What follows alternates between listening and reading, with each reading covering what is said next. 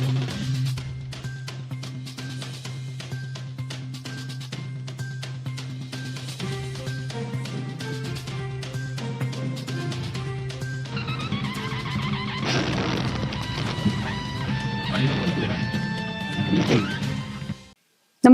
आपण पाहता Hirkani news. Hirkani news प्रत्येक क्षण ताज्या घडामोडी आणि महत्त्वाच्या प्रत्येक बातमीसाठी नेहमी तत्पर. तवंदी घाटात गोळीबाराने खळबळ.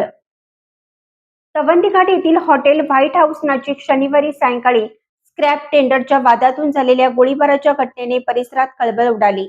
या प्रकरणी निपाणी शहर पोलिसांनी रविवारी इचलकरंजी येथील तिघांना रिव्हॉल्व्हरसह ताब्यात घेतलं असून त्यांची चौकशी सुरू आहे. रात्री उशिरापर्यंत तपास सुरू असल्याने या प्रकरणाची अधिकृत माहिती मिळू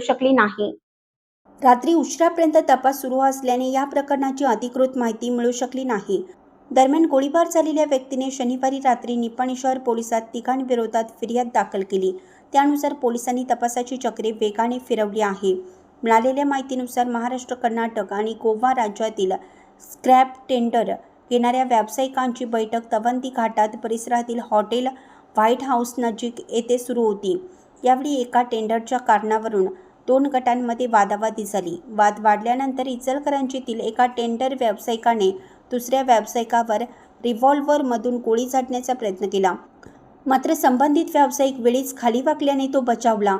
घटनेची माहिती मिळताच चिकोडीचे DSP Gopalkrishna Gounder, CPI BS Talwar, Nipani शहर पोलीस ठाण्याचे उपनिरीक्षक शिवानंद कारजोळ यांच्यासह पोलीस पथकाने घटनास्थळी भेट देऊन तपास सुरू केला. या प्रकरणात पोलिसांनी तिघांना रिव्हॉल्व्हरसह ताब्यात घेतलं.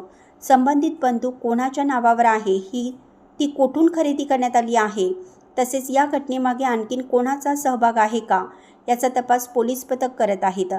रविवारी रात्री उशिरापर्यंत या प्रकरणाबाबत पोलिसांकडून सविस्तर माहिती मिळू शकली नाही. सोमवारी या प्रकरणाचा उलगडा होण्याची शक्यता व्यक्त होत आहे. अचानक घडलेल्या या घटनेमुळे तवंदी घाट परिसरात तसेच व्यावसायिक वर्तुळात मोठी चर्चा सुरू झाली असून पोलिसांनी तपास अधिक तीव्र केला आहे.